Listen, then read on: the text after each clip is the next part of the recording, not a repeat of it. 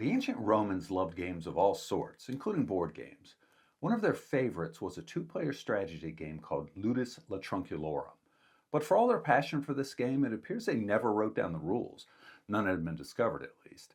But that hasn't stopped scholars from trying to reconstruct rules from the few written accounts that we do have. The different rules of Latrunculorum and how scholars can get pretty heated when defending their version. This time on the gaming bench.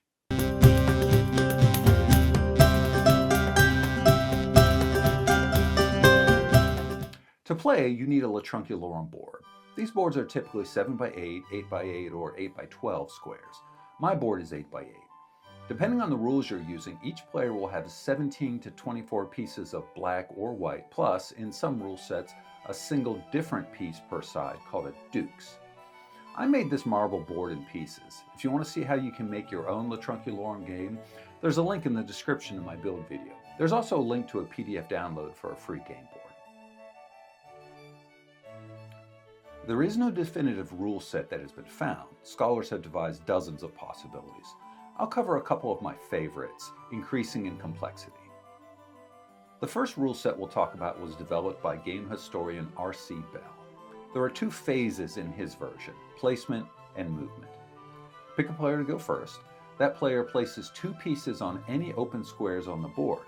Players then take turns placing two pieces at a time until all pieces are on the board. No captures can be made during the placement phase. Once all the regular pieces have been placed, players then each place their dukes, again, in any open square. Next is movement. Players can move any piece one space horizontally or vertically only. There are no diagonal moves. Captures are made by trapping your opponent's piece between two of your own, again, vertically or horizontally only, not diagonally. This is called a custodial capture. Captured pieces are removed from the board.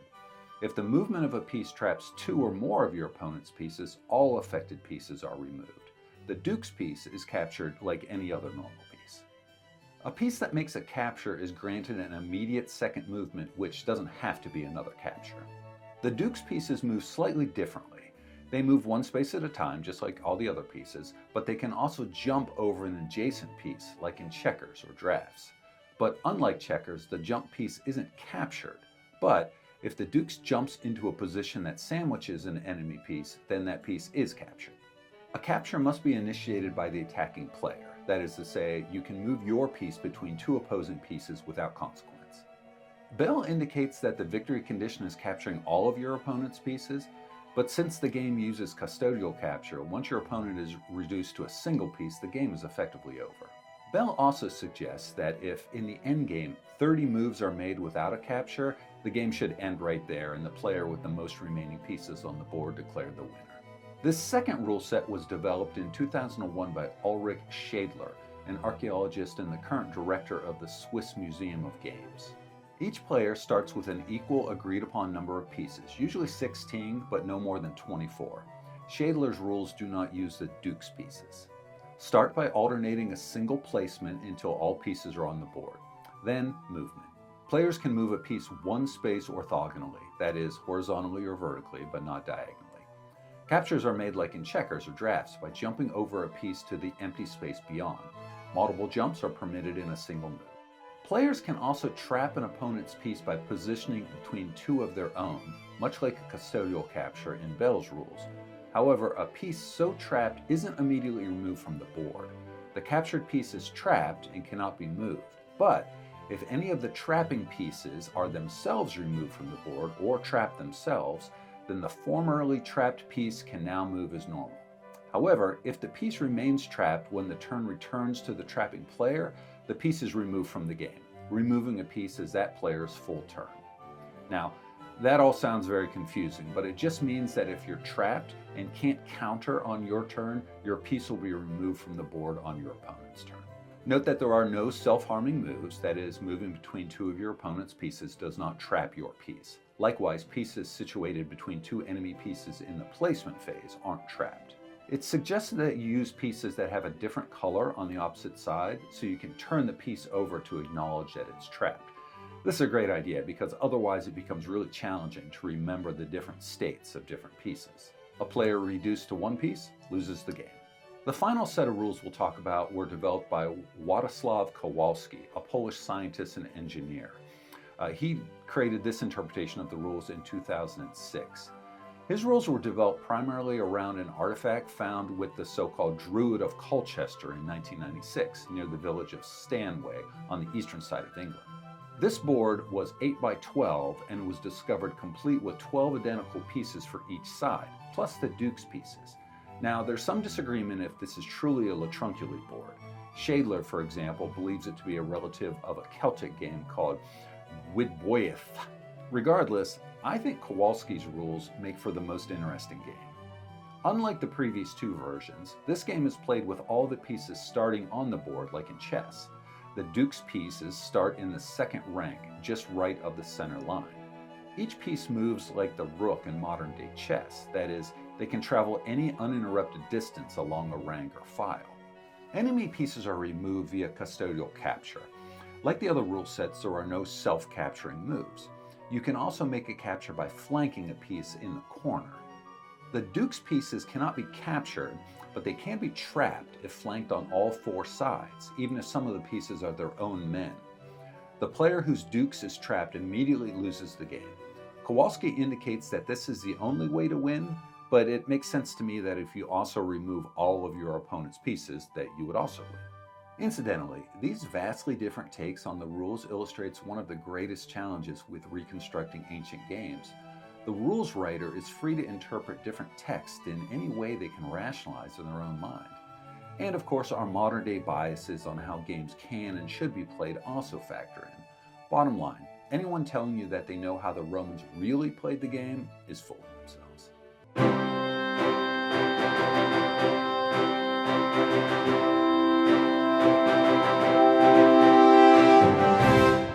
We don't really know a lot about Ludus Latrunculorum.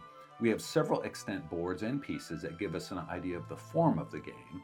There are several poetic depictions of gameplay that give us a sense of the rules, and there are a few other odds and ends that help us make educated guesses about how it was played. But to be clear, these are guesses. Starting with the name, Ludus translates to game, which is clear enough, but Latrunculorum is translated in several different ways, including soldiers, mercenaries, bandits, and other names. This is apparently the diminutive form of the word though, so it's usually translated as the game of little soldiers or the like. I prefer to use Latrunculi because Ludus Latrunculorum is a mouthful. There's little concrete evidence surrounding the history of Latrunculi. Some scholars believe it originated in northern Africa, specifically Egypt, but there's debate if the Egyptians ever really knew the game.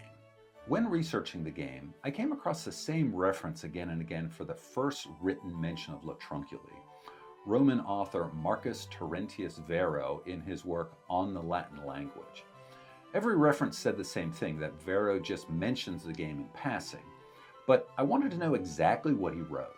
So it took some digging, but I found an English translation of Varro's work. This work is an exhaustingly detailed study of Latin as a language.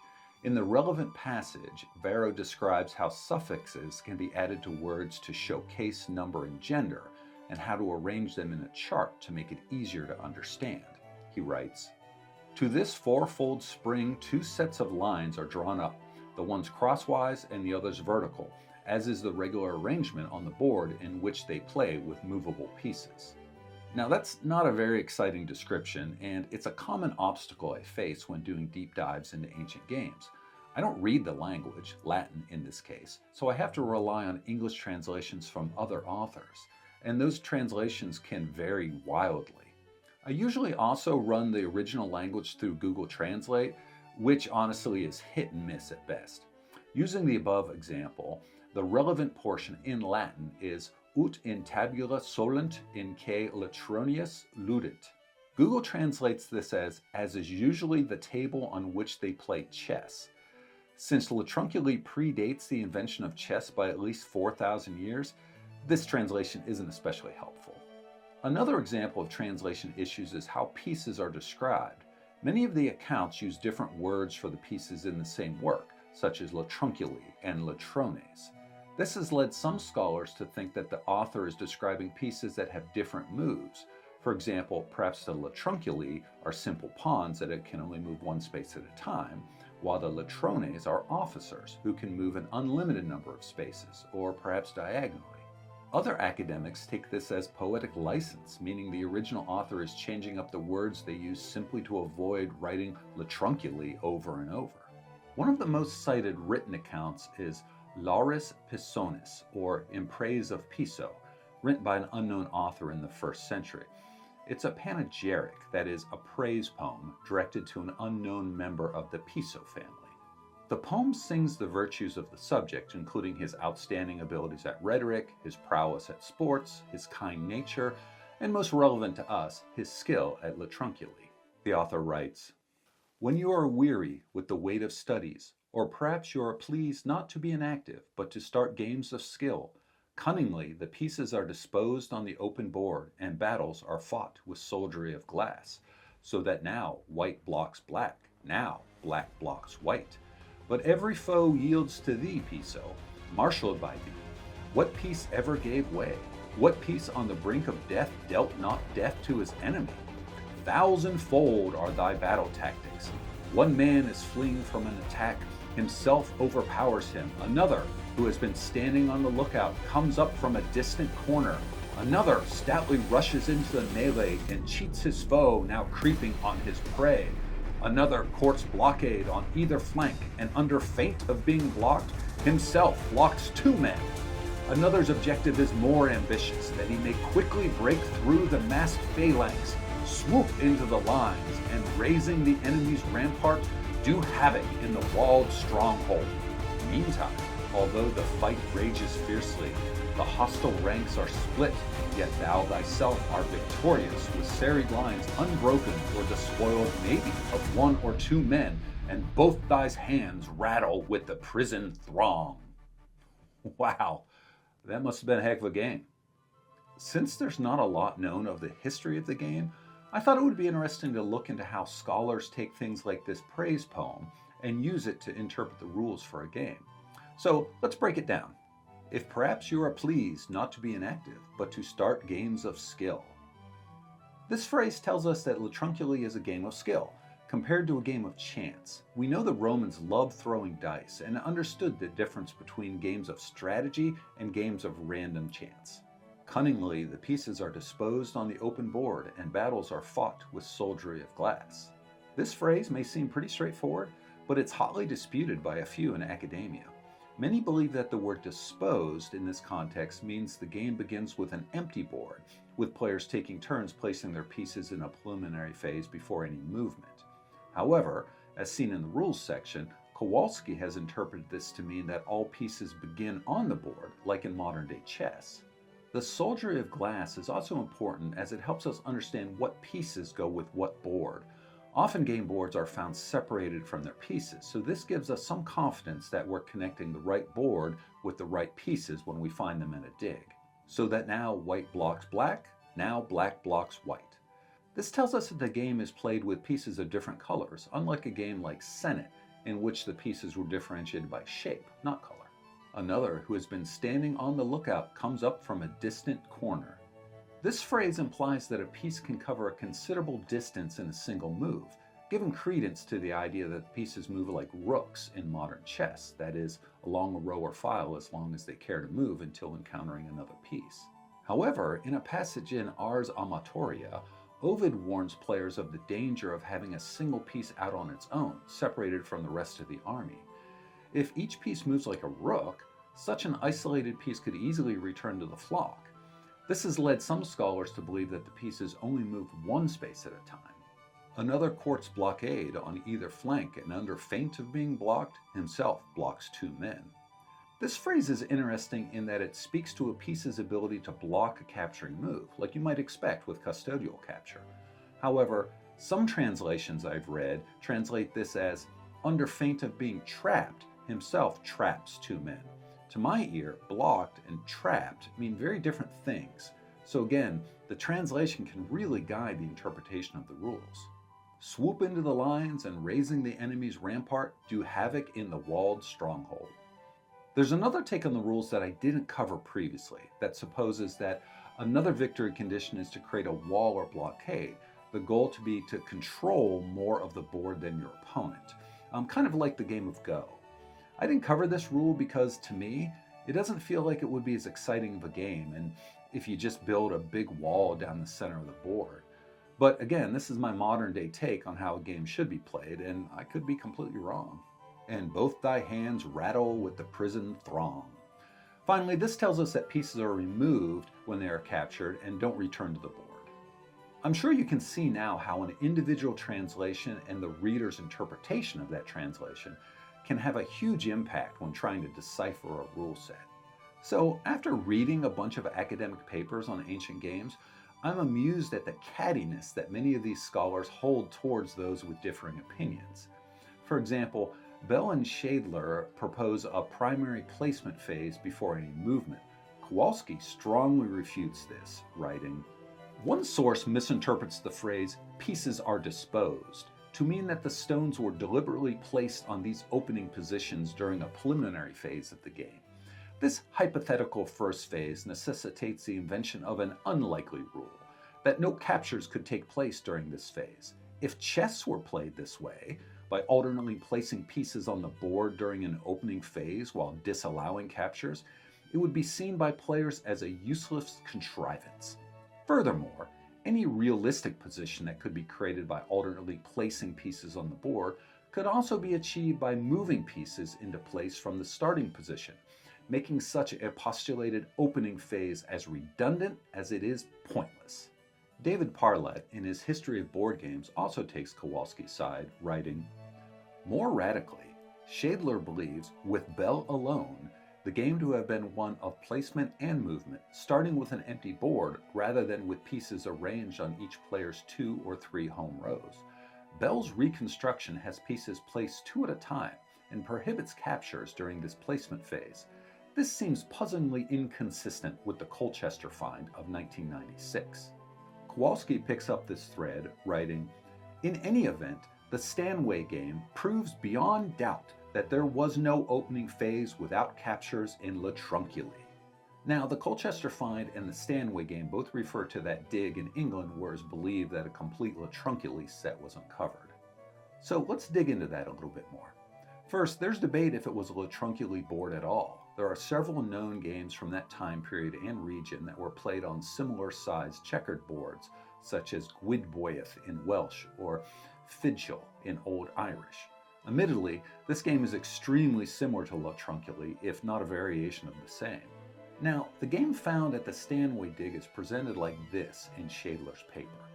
However, if you look at photos of the find, you can see that the pieces aren't as perfectly aligned as the previous illustration would have you believe. Looks more like this. Using Occam's razor, I have to wonder if the pieces were positioned like this purposefully, or if perhaps the board was bumped while other items were being placed into the tomb. Or if an errant rat ran across the board at some point between when it was originally placed and when it was found, centuries later. Finally, I think it's a dangerous assumption that whoever put the game into the tomb understood how to play it. So, using myself as an example, let's say I was arranging my best friend's burial tomb, as you do, and she was a huge fan of chess. She wanted to be buried with her favorite set. According to her wishes, I put it in the tomb, and just to make it look a little more exciting, I take the pieces out of the box and arrange them on the board. But here's the thing. I know how to play chess, but it's far from my best game. And for the life of me, I can never remember if the queen goes on the right or the left of the king. So there's a 50-50 chance that I might arrange it incorrectly.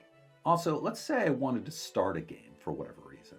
I don't think I'd make an illegal move, but I certainly wouldn't make the most strategic moves because I've never really studied the game. Bottom line, future historians could find this game, and assuming that the person who placed the game really knew what they were doing, which I did not, puzzle over the atypical setup and the odd starting moves. Now, of course, this is all speculation on my part, but at the very least, I think it makes a case that this particular find isn't beyond doubt. But however you look at it, this sort of polite on the surface and fuming underneath makes these academic papers much more entertaining, to me at least. The strategy of play is going to differ significantly depending on which rule set you're using. I'm not going to go into each, but I will suggest that the Bell and Shadler rules aren't terribly different from Seizure, so you can see my previous video on that game for some strategy suggestions. And that's Ludus Latrunculorum. If you've watched this far, I hope you consider liking and subscribing. To the handful of subscribers I do have, sorry this video took so long to take out. I got sick with the flu and then it turned into pneumonia and I was really pretty sick and it took longer to recover than I would have liked, but here it is now. As a reminder, I put out 2 new videos on the 1st and 4th Thursday of every month, again, unless my body is trying to kill me. One on rules, history, and strategy of an ancient game, and another on how I made my own version. Thanks for watching, and I'll see you next time on The Gaming Bench.